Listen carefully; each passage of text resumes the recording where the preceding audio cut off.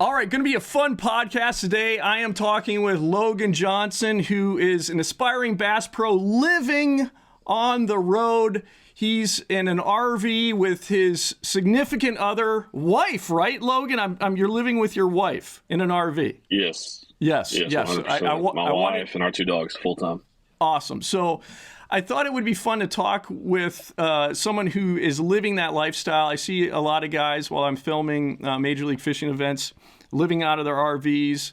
I'm intrigued by that lifestyle, so I really wanted to talk with someone who was doing it. And I met Logan recently on a pro circuit event, Stop 6, and we're going to have a great conversation. I'm looking forward to it. Let's get started. This isn't another fishing podcast. This is another fishing podcast. Well, first and foremost, thanks for coming on, and welcome to another fishing podcast. Yeah, man, thanks for having me.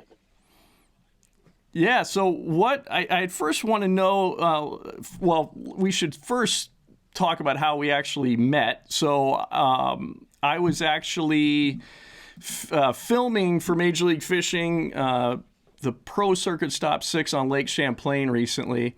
And Logan, you're helping out with second camera boat. So basically on these shoots, we need boat transfer guys that will move camera guys around and get, be able to film other anglers. And so Logan was helping out with that. And so the first day of competition, I was actually, Logan was my boat camera guy. And so that's how we met. And we just started a conversation about just what it was like to live on the road, because Logan, we'll get into this. I want you to explain what your goals are, and you're a young guy and you're chasing that dream of becoming a professional bass fisherman. And I want to hear what you're doing there, but also just want to get real in depth with just how to do this lifestyle, because I know a lot of people out there. When I was younger and wanted to do this for a living, I really wanted to hear how people were making it happen. We're saving on costs, living on the road, and chasing the stream, and how it's actually possible to do it. So that's why I really was excited to have you on, and let that be our main topic of conversation. So first, let's just start out like how you're making it happen. Now, how did you get into this lifestyle? So last July, my wife and I decided to sell our house. We sold our home in Alabama, bought a truck camper and a new truck for that to slide into, and got on the road starting in January. I think we've not been on the road a total of 10 days since January 1. Started out going down to Florida for the first open down there, and then kind of worked our way north where you and I got to meet. So it's been fun. It's been different. My family asks me all the time if we're enjoying it, and it's something that I don't think either one of us ever want to own another home again. We love living on the road full time. No kidding. So absolutely. So tell me, before we really dive into the RVing aspect of it, tell me just your career goals. Like what are you trying to accomplish? Because I'm quite a bit older than you. I remember growing up watching the Bassmasters and wanting to I mean, I was eating up with it, dude. And I would see guys, once in a while you'd see like guys in RVs. They talk about it a little bit, how they were doing it, how they were living on the road. But it was super intriguing to me, just because obviously to compete on the professional level, it's very expensive. And then you're basically a trucker too. You're on the road a lot. So, so I wanted to know how that all was possible. Like how are guys doing it? But I guess like what are your career goals that got you into this lifestyle, and I guess let's get into that first. Yeah. So I want to compete on the Elite Series. So I'm fishing all 9 opens this year and will again next year too. That's my main goal, my main focus.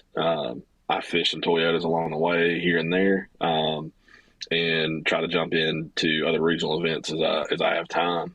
This year I had 22 events on the schedule, and I've actually knocked one off, so I'm down to 21.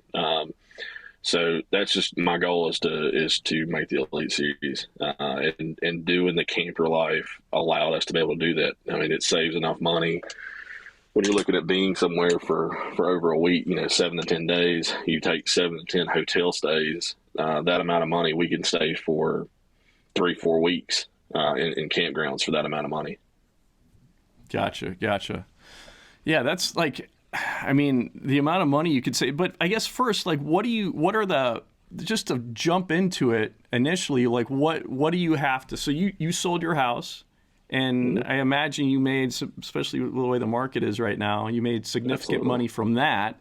So did you then take that money and buy the RV and a new truck, or like, how did you manage that? So for us, it is, to give you the whole scope of it, it is very hard to find a loan on a camper, whether it's a fifth wheel, a slide-in, it doesn't matter. If you tell the loan company that you're going to be a full-time RVer, it's extremely hard to find that loan. So what we actually ended up doing was do a CD loan and on our camper, and then a regular truck loan on the truck, which I already had a truck loan at the time. It was just upgrading that truck loan. But it is extremely hard for anybody that is looking into doing this. If you've not already looked into the loan piece of it, it's extremely hard to find a company that will loan to full-timers. There's a few companies out in the Midwest, but they're usually 6 to 8 weeks out on even getting your application started. So you're saying, like, if I was to go to, I bank with U.S. Bank here in Minnesota. Right. You're saying that I couldn't easily, if I was to tell them that, like, I'm going to be a full-time RVer, that it would be very hard to get a loan from them? Yeah, I mean, most of the time they're going to ask you, are you using it for recreational purposes, or, what's the purpose of the loan for the RV? And if you tell them, because we made the mistake of doing that with the first loan company we looked into, and told them we were going to be living in it full-time, because they have to have, obviously, a physical address for you to, I guess, if you ever repo it, for lack of better terms. So that's not going to be your physical address anymore. And they start kind of, having a little bit of second thoughts about it. And then they ask you, okay, are you full-timing in it? And you say yes. And that completely stops the conversation right there. Like I said, there's a couple small companies out in the Midwest that'll do it. But we tried to go that route, but they were 8 weeks, and we already had a camper, the one that we live in, pre-ordered. So we were having to move kind of fast. So basically, you took that money that you sold from the house. You didn't have to take a loan out. You're able just to buy it outright. Is there any advice you get to give to someone that other than just saving money, or, like, I mean, what have you heard of any other ways to get a loan? Like I said, there's only like 2 small companies out in the Midwest that will do a loan, a true loan on a full-timer. Now, if you're not going to be living in it full-time, then you're good to go. I mean, it's just a regular standard loan on an RV. You can go the route that we did and do a CD loan if you do have the cash, and the CD makes 2%, and then the loan, or a collateral loan, I guess I should say, the CD does 2% interest back in your pocket, and the interest rate is 1%. So I'm net 1% on the interest rate on that loan on the camper. Okay, I gotcha. So you told me, so you're married, and did you say that this was actually your wife's idea to do this? So we decided to sell our house in June. We had discussed, trying to figure out how to fish the opens the upcoming year.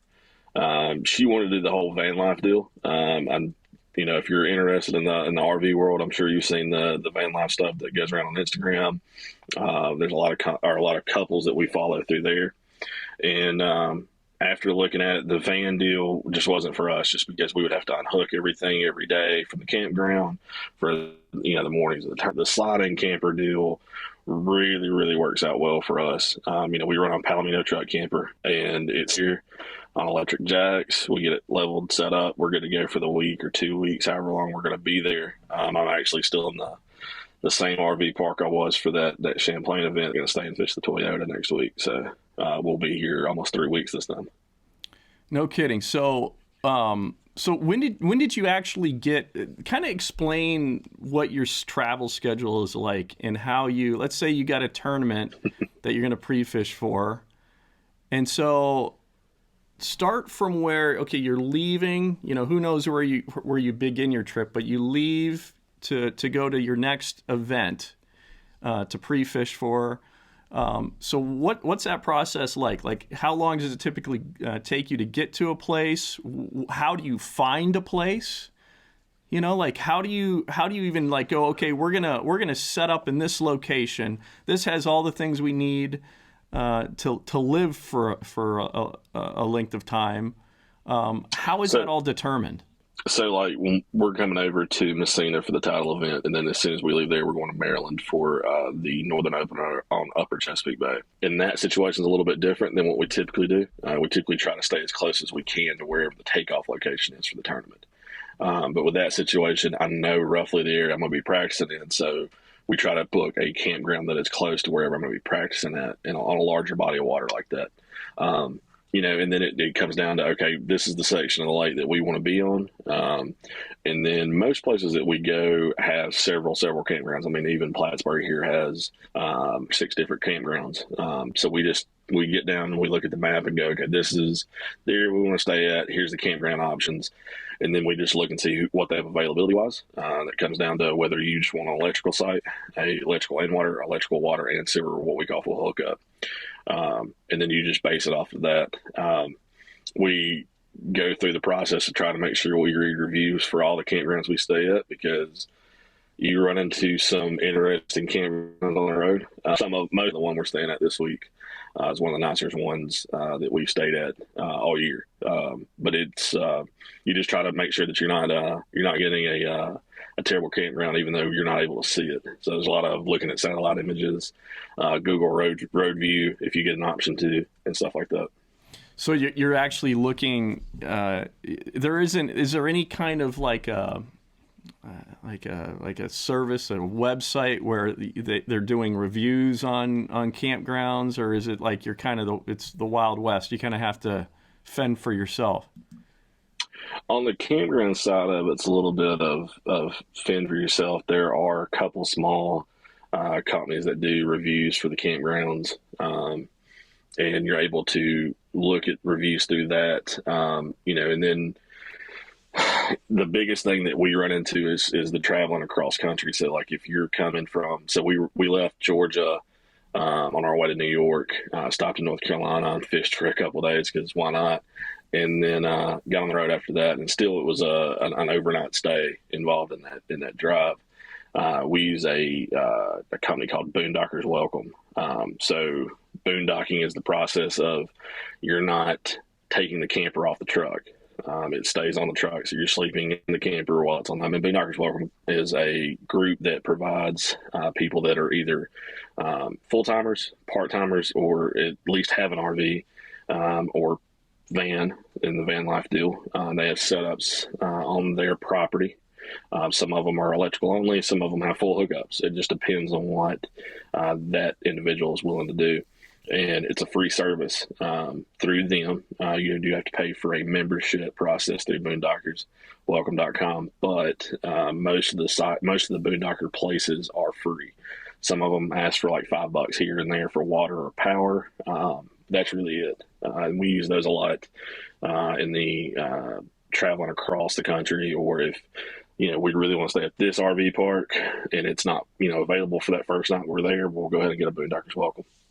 Okay, gotcha. How does your I've talked to since I was talking to you at Champlain, I've talked to my wife about this lifestyle, and she's my wife is a nurse. We don't have children, although our animals are our children. They might as well be absolutely. But they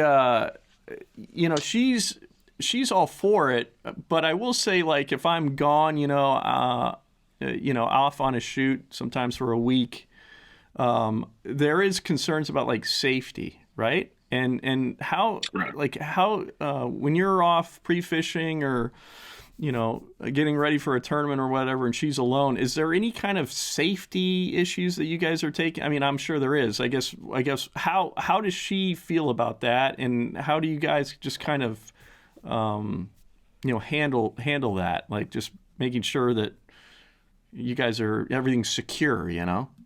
You know, we had that issue or that thought process, I guess, when we first started that, you know, I'm going to be gone for, you know, 10, 12, 14-hour days if you're up here in New York and pre-fishing. And so what are you going to do all day? You know, there's nobody there.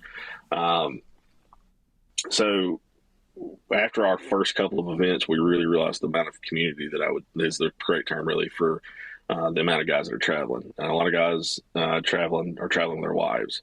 And so, you know, we try and book in groups.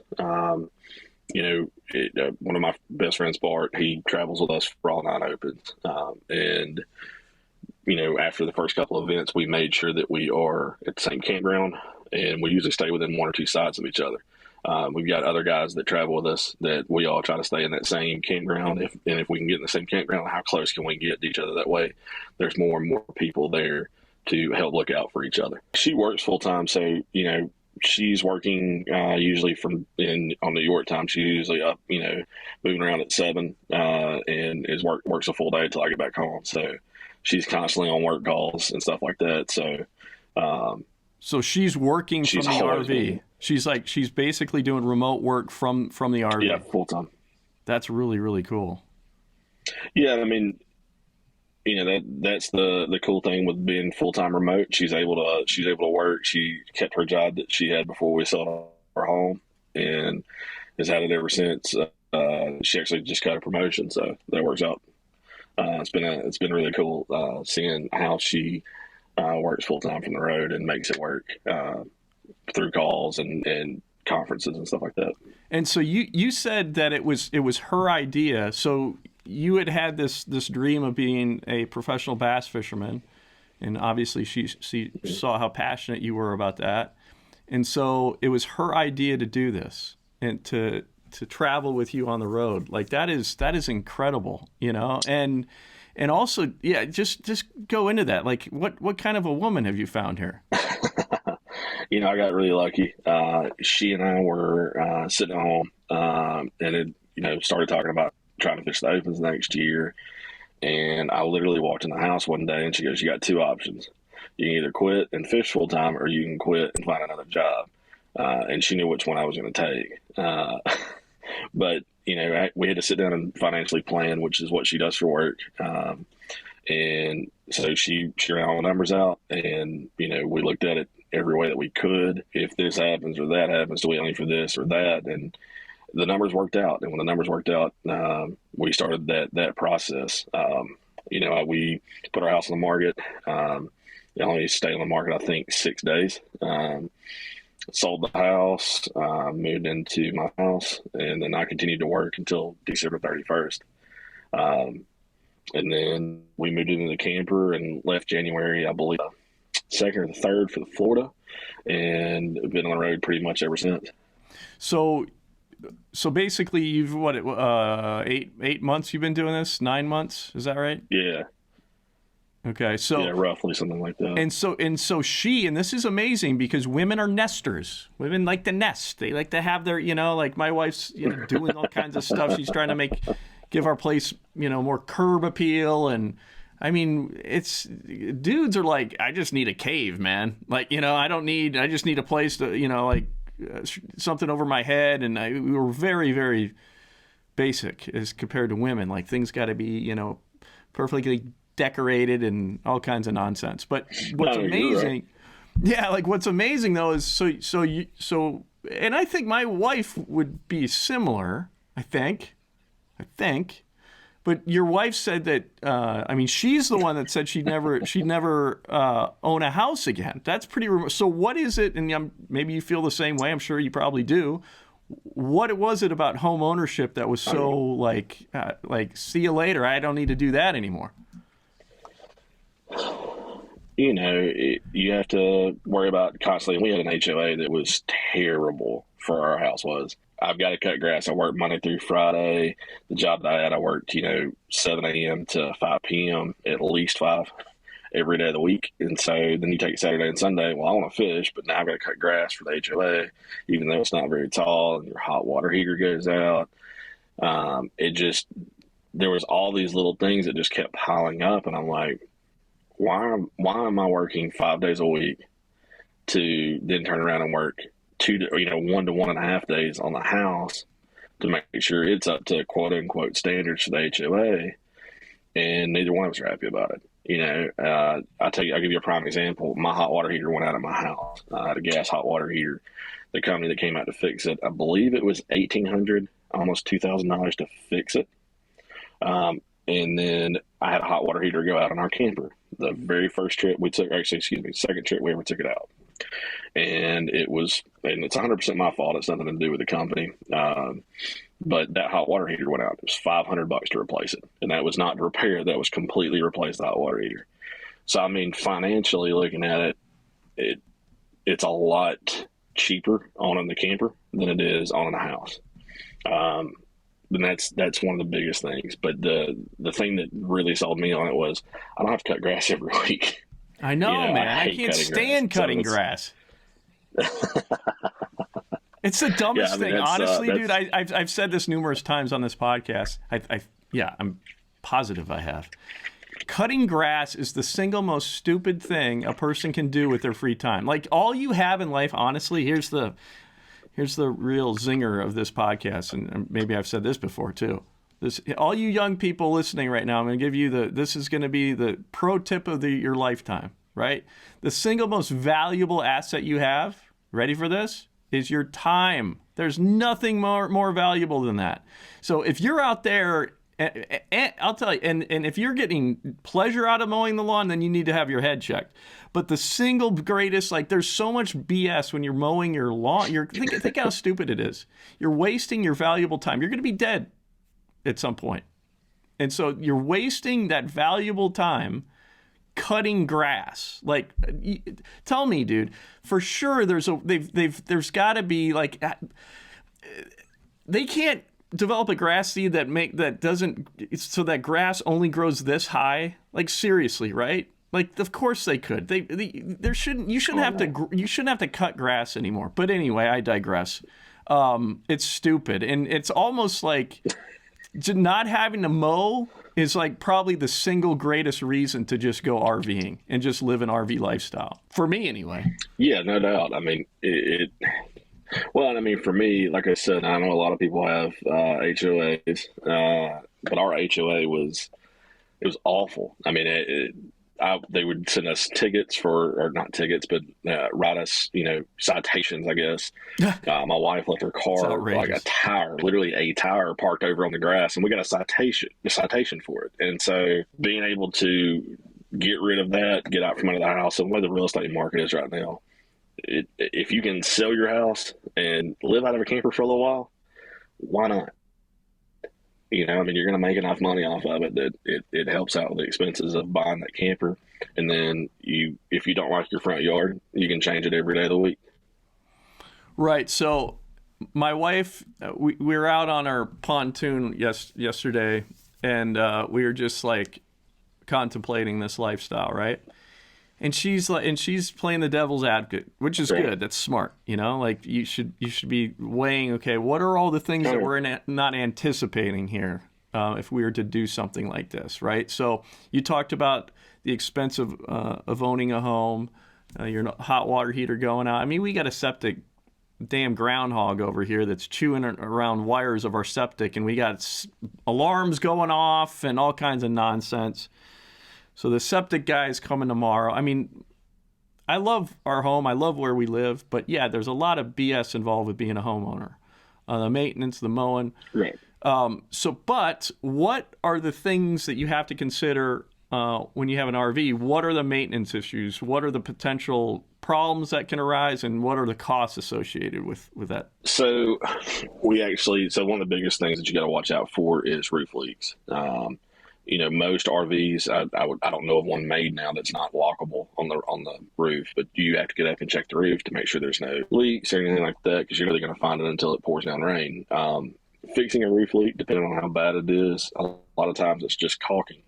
And you can order that caulk off of Amazon. We actually carry a tube with us full time in case we are somewhere and we get a monsoon and we've got a small roof leak. I can get up on the roof as soon as it stops raining and fix it. It's a pretty seamless process.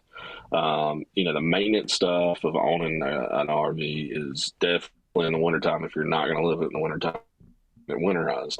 There's a little bit of a cost associated with that if you go through a dealership to do it. Otherwise, you can do pretty much what we're going to do and open all the drain valves, let it completely air out for a few days, and then close everything back up and seal it. And then you just want to run a small space heater in your camper for any minute residual water that's left to make sure it doesn't freeze on the inside. They're pretty, I'm going to say, quote unquote, almost maintenance free. I mean, there are a few small things that you have to do here and there, but it's not nothing major. The only thing that we have a reoccurring cost on is propane. We have to get our propane tanks filled because our hot water heater that's instant is propane. Our stove, because we have a full size stove and 3-burner stovetop, and our refrigerator runs off of propane too while we're traveling down the road. We pull up into a site, we hook it up to power, it starts pulling off power.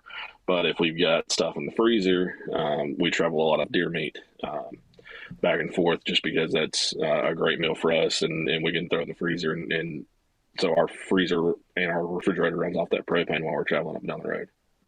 I'm watching my cat over here. Sorry, I have like ADHD. My cat is like, I think, so that damn groundhog I was talking about is walking past the sliding glass window here, I think, and my cat is freaking out. I have this cat, it's basically a feral cat, and really shouldn't be an indoor cat at all, but so my attention is a bit diverted right now as I watch this nonsense transpire.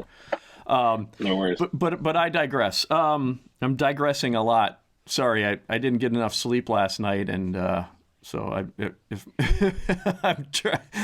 I need to slap myself a few times to get my act together here. So I'm always intrigued. We'll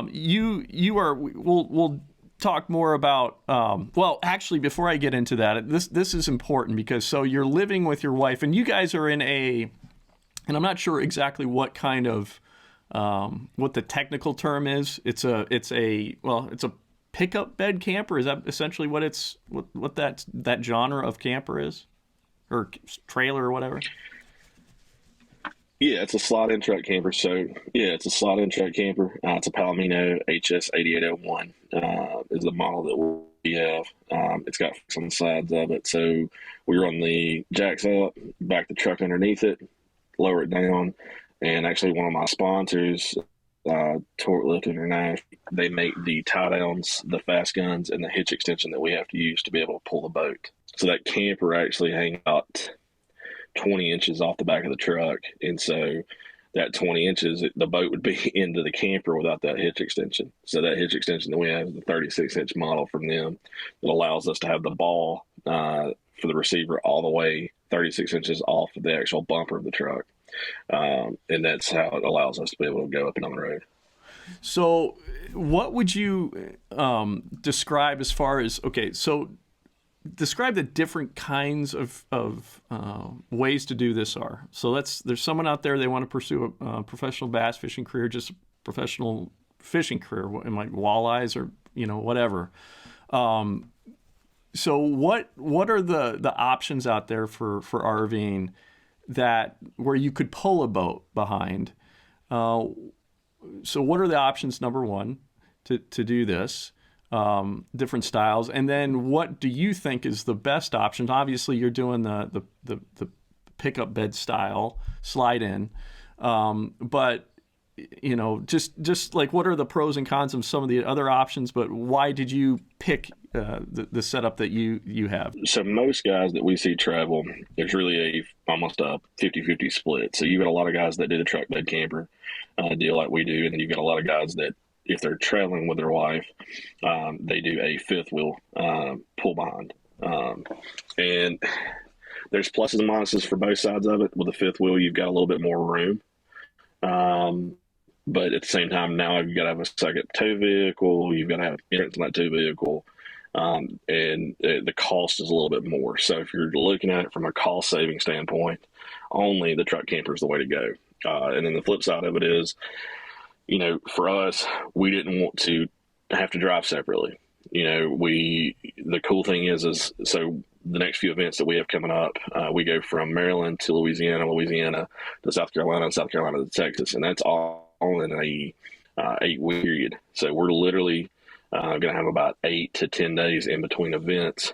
And if I get done fishing on that third and final day in Maryland, and I want to pick up and drive straight to Louisiana, I can drive, which we do that. We switch out periodically. If I've fished all day and we've got to be somewhere the next day, we'll switch out driving. So for us, it made more sense to go the truck camper route than it did the fifth wheel route or even a pull behind. It just, from a money standpoint and an ease of travel standpoint. Okay, so just so people understand, so basically with a truck camper, you've got your what do you have do you have a half ton? Palomino. Yeah, so I've got a 3/4 ton truck. So I've got a 2500 HD Chevy, and upgraded a little bit from the factory. You always want to make sure your payload is where it needs to be to able to haul the camper that you choose. There's guys that, friends of ours that have dualies because they went with the next size up truck camper with, 3 slide outs on it. You just need to make sure that whatever you're looking at, the truck has the payload capabilities of that camper. And then we tried to add, roughly 750 pounds in that what our quote unquote camper is going to weigh, because it's a dry weight. So you look at having, dishes in the kitchen, clothes, anything and food, anything and everything that goes inside that camper needs to be added to that weight the camper is, so that you're not maxing out your payload. Then you've got other issues that are going to arise from your truck, breaking down, DOT, if you were to get pulled over for weight, anything like that. So basically, there's the 3/4 ton truck, and then the slide-in camper, and then you're pulling your bass boat behind that. Correct? That's the setup. So then you get to the location that you're going to set up shop essentially, or you're going to live at.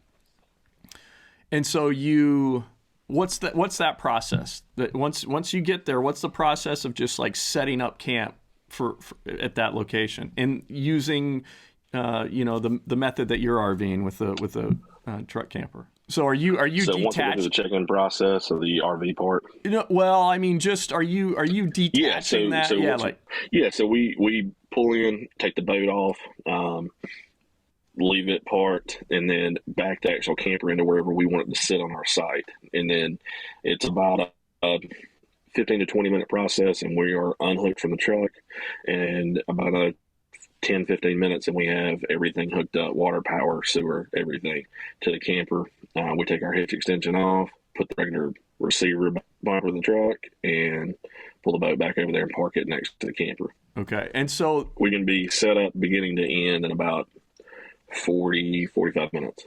And so with that particular setup, then you then obviously your camper is now sitting on the pad wherever you have it sitting. That you're in all the utilities are hooked up to it.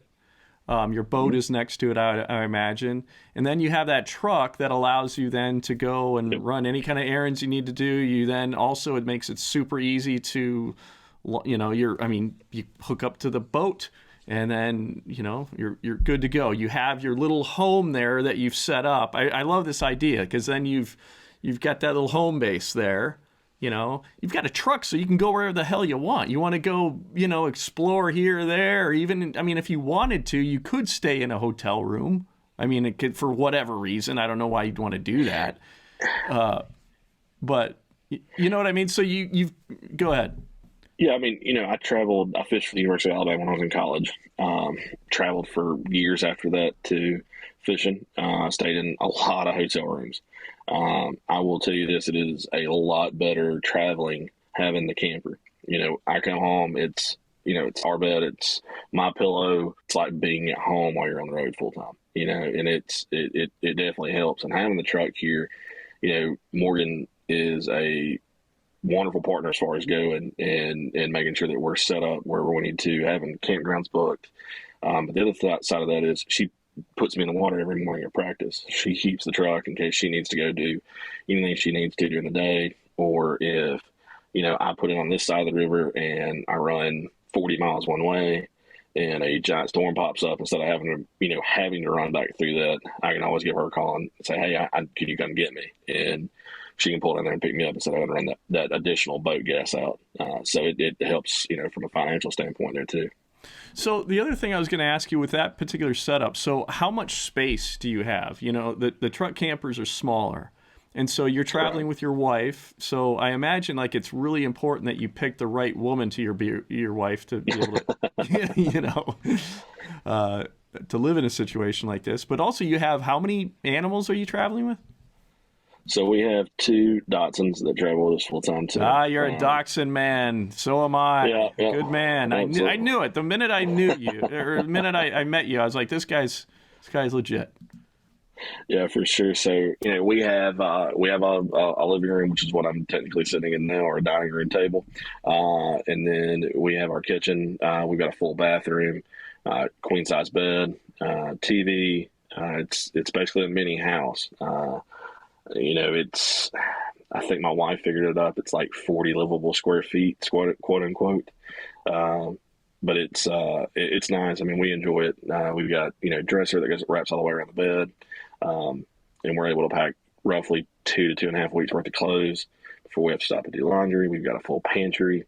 Our fridge is about 3/4 the size of a standard refrigerator. And it's smaller. It took a little bit of getting used to, but we're outside most of the time. I mean, most of the campgrounds we stay at have picnic tables. I travel to Blackstone, like one of the smaller travelable ones, so we cook outside a lot, eat dinner outside a lot. I'm either on the boat working on tackle, or when we are inside, we do watch Netflix. So yeah, I was going to ask you. So basically, she's not. There hasn't arisen any we feel cramped being in here, and I mean, I don't want to delve too much into your personal life, but overall, there hasn't been any big domestic. I'm just looking out for my wife and I if we decide to do this, No, I mean, it took a little bit of getting used to, whether it's we're both in here cooking because we both love to cook. There's a little bit of getting used to from that side of it. But, as far as being on top of each other, I don't have any issue with, the space being cramped or feeling cramped or anything like that. That was one of, I guess for me personally, was one of my biggest shocks. I really felt like, okay, we're going from a 3-bed, 2-bath home to a truck camper. Are we going to be able to not, bicker all the time because we're on top of each other? And it's not been bad. We're outside a lot, doing things, whether it's, I'm working on tackle or we're eating outside.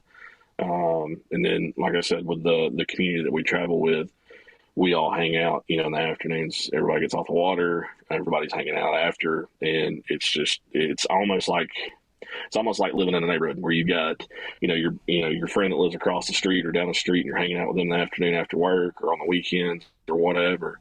It's a lot like that from that standpoint of, these are our neighbors, at least 18 weeks out of the year. So we're seeing a lot of the same people a lot. And even in between events, there's several of us that still travel together full time.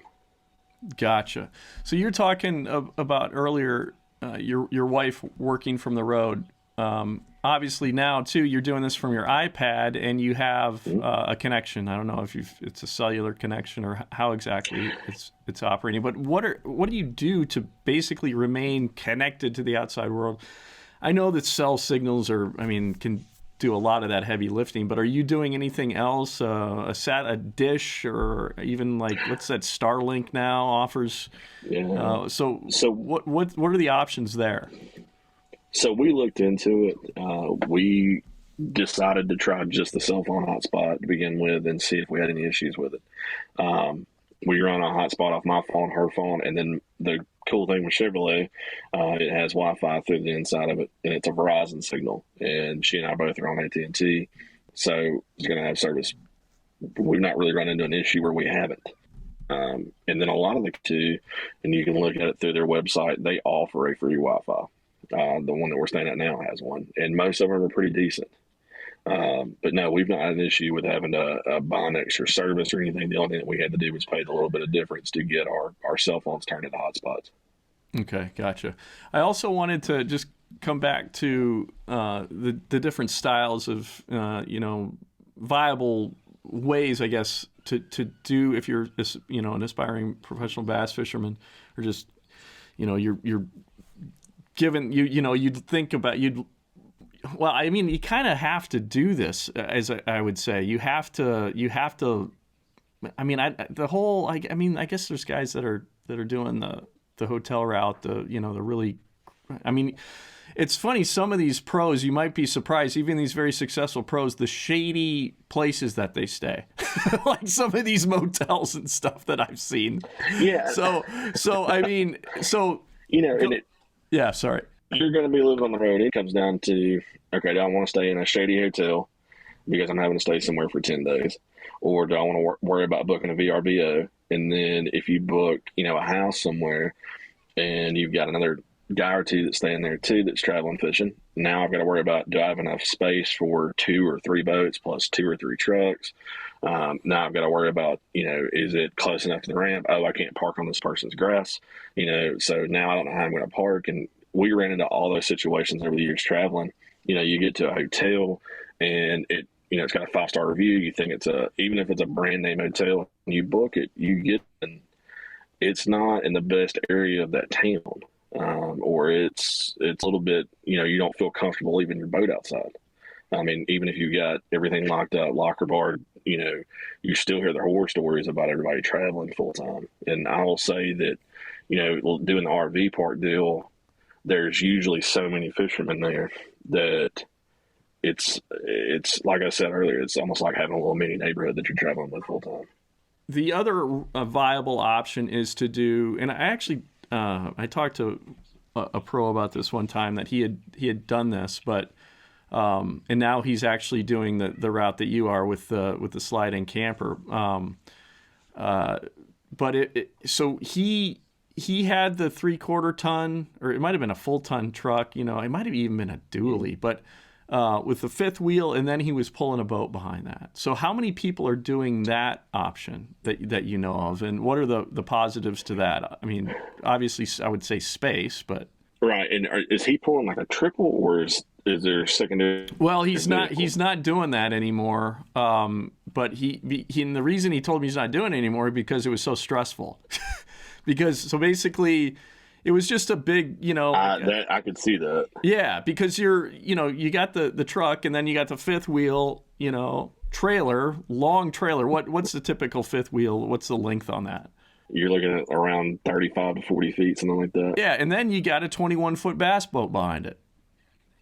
So he just said that it just was extremely stressful. Yeah. Trailering that whole setup. And so he went to a setup like you're doing. Do you know of any people that are actually pulling all that anymore, or is it mostly like campers are the way to go? I don't know anybody personally that's pulling doubles like that. Yeah, by the way, it's just his name came to me. Legally allowed to do. Sorry, yeah, it was Todd Faircloth. I just remembered the angler that told me he was doing okay. it. Yeah, Todd Faircloth was had been. He had tried that for a while, but he had said it was quite stressful. Legally in those states, there are some states that won't allow you to pull double without a CDL or the proper equipment, and we never really looked into that piece of it from that standpoint of it being stressful. Of you've got basically 60 feet by the time you take in the extensions and, everything else going down the road. And that is not something that we wanted to be a part of at all. So that's why we went with the truck camper route.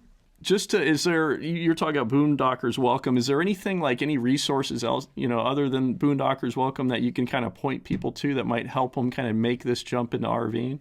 Yeah, I'm on Instagram looking at other couples that do it full time, learning a lot of truck camper forums on Facebook that have, my wife's a member of every one of them, that answer a lot of questions, whether it's, hey, we run into problem XYZ, how do we fix that? Or, does this truck camper with this truck, and going through that process. And then once you finally do select your truck and your truck camper, reaching out to Tortlift International and telling them, hey, I've got this truck and this is all the things that I want to do with it.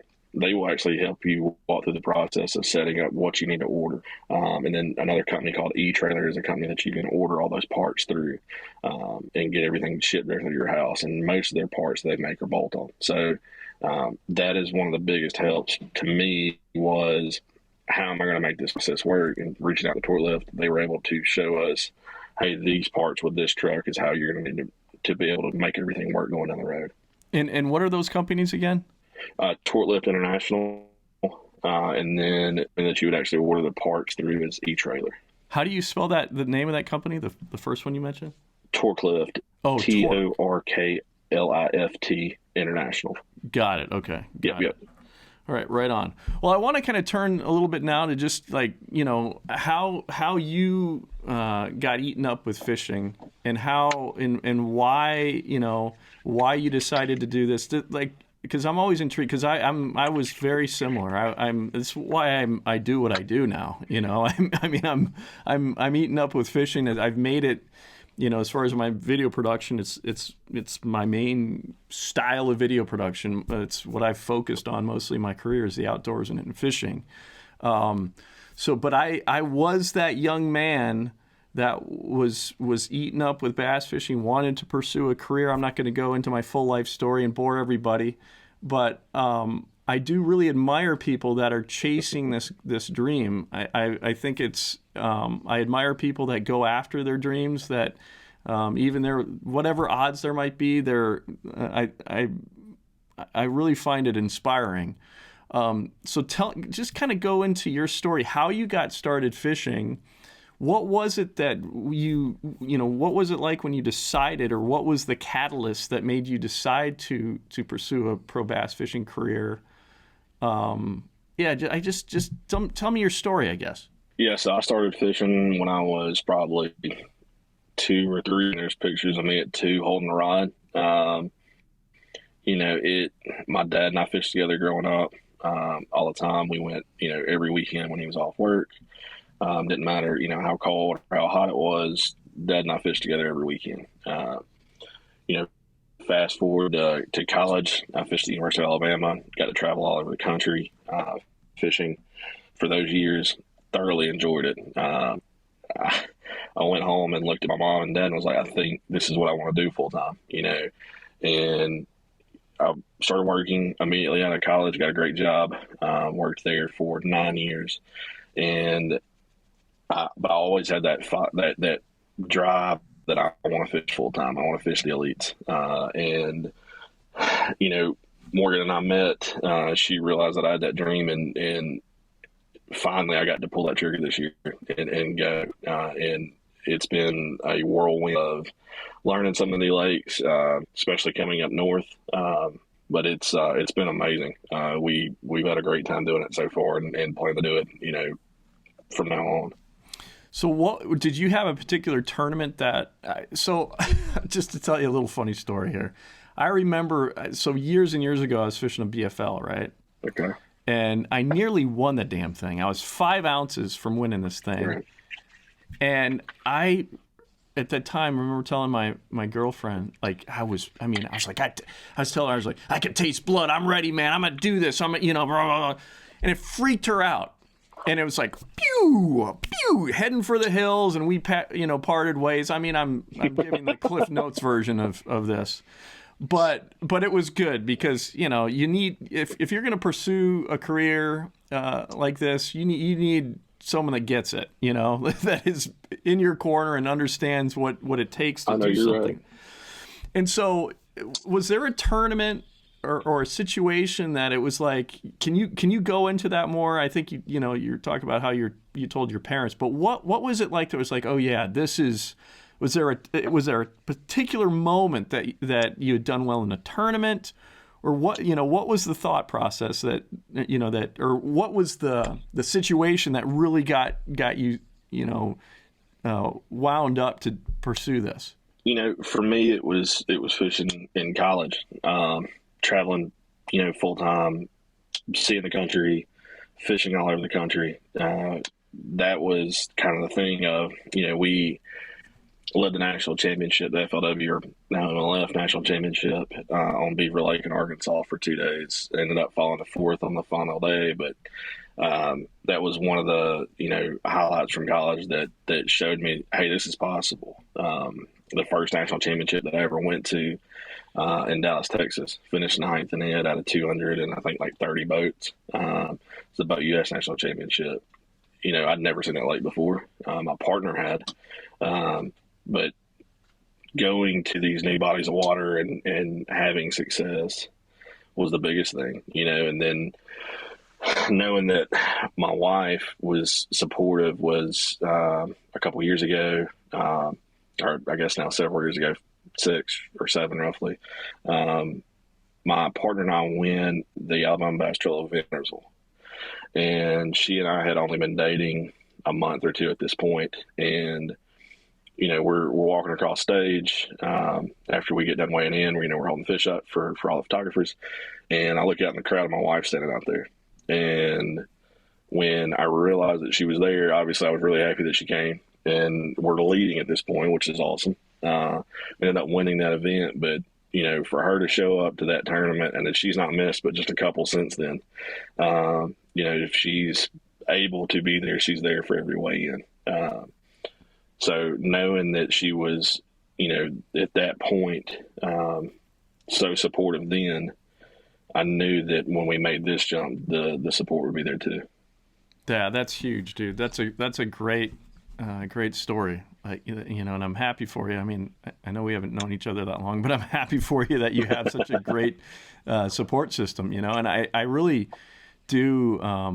I just admire people that are giving this a go, because as a fisherman, I get it, you know, and one of the things that I love about fishing too is that it brings you to so many cool places. You get to see so many cool areas of the country, and you get to meet so many great people in different areas of the country. And you also learn that we're all pretty similar, even though, like, even nowadays, the craziness of what's going on, I think there's a lot of interests that want us to, you know, I'm not going to get into this too much, but I think there's a lot of interests that want us to feel separate from each other. So yeah, you learn by traveling, and I get this from what I do. You learn from traveling that we're all pretty similar, even though we might not agree on everything. We all get along pretty well. So, but yeah, that's another reason why I think it's just a great lifestyle. I really admire people doing it, and I admire you for, you know, pursuing your dreams. And I think it's really exciting that you have. I'm excited for you that you have. You got 2 awesome. I'm sure you got 2 awesome dachshunds. I haven't met your wife either, but I'm sure she sounds certainly awesome. So you've got, I'll tell you, you got the ingredients, brother, to really do well here. I'm happy for you. But you said that you mentioned that, yeah, you bet. You said that you have some sponsors. That's the thing too, that people, I don't think they understand. Like, you know, this is a business. So not only do you have to find a way to live on the road, but you also have to, you know, you have to get sponsors. There's that business side of the fishing industry. So what has that been like for you, you know, kind of delving in that diving in those waters? It's been good. You know, I ran our sponsorships for the team when I was in college. So I kind of understood how the business side of it worked. And then through my previous job, I've made a lot of connections with a lot of really great people. One of my sponsors is a local restaurant in Tuscaloosa. It's Ray Pajama. He was a supporter from the moment I told him, this is what I'm going to do next. And he played on the PGA for a while and really wanted to step up and support me in my next venture. But the whole business side of it, understanding it, knowing what you're doing, and how to approach sponsors is the biggest thing. But it's definitely been good so far. I've got some more companies coming next year that are they're going to be really interesting. So follow on there on my Instagram to see that. But it's been good. That's awesome. Like that's a part of this whole puzzle that, you know, people need to be aware of, that, you know, it's a business, you know, and you have to, you can't, you know, I mean, obviously you got to get your fishing dialed in. That's got to be like the main focus, but right up there is you know, relationships with companies, you know, and that's huge. What was your major in college? My major in college was advertising. Good man. And so that kind of falls right. And, you know, it, like you said, it's fishing is the top priority. Secondary there is companies. Your commitment to them is kept up and held through the entire, you know, contract length there. So, I mean, there's been, I think the day is day 38 or 39 since January. And 30 to 35 of those days have been doing nothing but working with sponsors. That's conference calls or, you know, talking about products or whatever they ask. So that's a big piece of it, is making sure that your relationship with them is never falters from anything that you're doing. Yeah, you got to be a pro, man. You know, and you can't. And the thing is, this industry is so small. You cannot be burning any bridges, because if you burn a bridge, it's going to not be long. You're going to see that person or whatever, that company. Like, this is this is a small family, y'all. And so you're going to see them down the road somewhere, and you do not want to be burning any bridges. You got to be a professional. And listen to what Logan's saying here. He's speaking the truth. The other thing, so were you, you know, you've been doing this for a little bit now. Is there anything that's, you know, surprised you about the industry, about, you know, the pursuing a pro bass fishing career? If there's anything like that you feel comfortable talking about, let's put it that way first. You know, that's like, oh my gosh, well, I didn't realize that would be happening, or there's actually more jerks out there, you know, also pursuing a pro fishing career. Like, here's the thing, I'll say it for you, because I know I can get away with this, okay, to a certain extent. I'm not going to name names, but there are people, I hear from these guys that are just, you know, kind of newer, pursuing a pro bass fishing career, and they're like, oh yeah, that guy, he's a real piece of work, and I never thought he'd be a piece of work, but he's a real piece of work. Anyway, I'm going off on my own little rant here, but is there anything you feel comfortable talking about that kind of has surprised you as you've dove into this career? Not from a standpoint of you know, the anglers. You know, anglers as a whole aren't very apt to talk to other anglers very much unless you know each other. So I don't blame. Honestly, that's always a thing. I don't blame. I mean, I would be like, listen, I'm trying to make a living here, dude. I see it's really funny. Before tournaments, even in the top 10, there's anglers that are like, hey, are you catching them at all in the morning? Or, you know, they're trying to get info out of like these top guys, you know? And I'm like, I don't know how I'd handle that situation. I'm like, dude, I am competing against you for $100,000, and I know what you're doing right now. You're trying to, you know, and everybody that I've seen is totally nice. You know, they handle it really well. But I'm like, I don't know. Anyway, sorry. No, you're right. I mean, fishing a regional level, there's a lot of dog talk, like what you, but I didn't really expect it to be as much at the opens level, and I fished the 20 guys before, so I guess it shouldn't really have been a surprise to me. But it, little bit surprising to me that the amount of dock talk's the same, whether you're fishing, a Monday nighter or an open. The same amount of dock talk's going on. Yeah, it's interesting.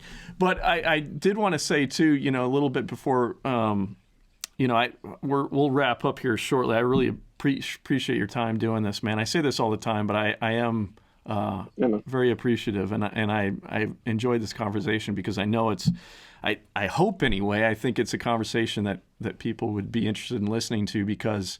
I know there's a lot of guys that are interested in just how this is done, how guys do this on the road. And then I know there's people listening too that would potentially want to try to give this lifestyle a run. So, but I guess, what was I going to say? I lost my damn train of thought here. It's very common for me, but well, I guess we'll just kind of wrap it up with here. What are your long-term kind of career goals? Like, what do you want to accomplish? Just, I guess, short-term and then in the long term. Short-term is qualify for the elites. I want to finish this season as strong as possible. I had a little bit of a bad tournament, and then the one before that I had a mechanical failure. But I want to finish the rest of the season as strong as possible. Let the chips kind of fall where they do, and get ready for next season. I really, really want to qualify for the elite all year, and sustain, not just qualify, because you see a lot of guys qualify, they get to that 2-year reprieve, and then they're right back in the opens again. I don't want to be one of those guys. When I qualify, I want to be in the elites, till I decide to retire. That's the overall long-term goal, only being in the elites, but staying in the elites, having a good career in the elites. And I guess to wrap this up, is any RV tips like you could just, like, people have got, if you're going to pursue this lifestyle, this is my number one RV tip. And it could be something very simple, but, quite important. Like, if you're going to get into this is what you got to do. I don't mean to give too much of a lead up here. Maybe you don't have any tips. No, my biggest thing would be to make sure that you get the camper that is right for you, whether it's a fifth wheel or it's a truck camper like what we do. Make sure that whatever you get is the right one for you, because if you don't, you're not going to have the best experience with it. I see guys that have campers that they absolutely hate, and I see guys that have styles that they absolutely love that they use while we're on the road. So that's my biggest thing, is make sure that whatever you do get, whether you need to go and find somebody in your area that's got that same style camper, and you can go and walk around in it, or they may even let you borrow it for the weekend or whatever. But make sure that whatever camper you get, you're going to enjoy.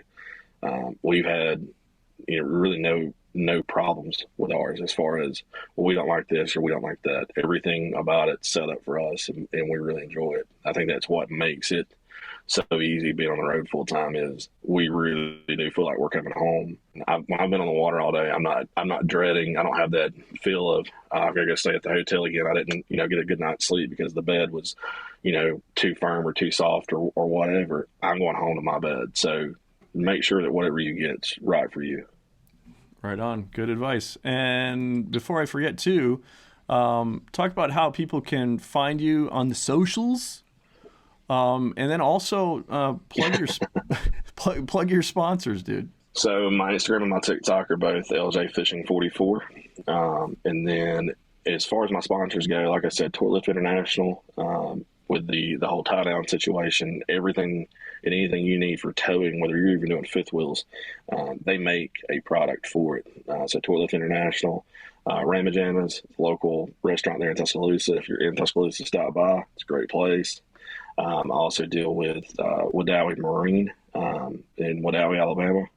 Great boat dealership. Everything, the guys down there, wonderful people to deal with, whether you're getting a Phoenix, which is what I run, or any of the other brands that they carry. They are a great dealership to deal with, even if you're out of state. They sell a lot of boats out of state.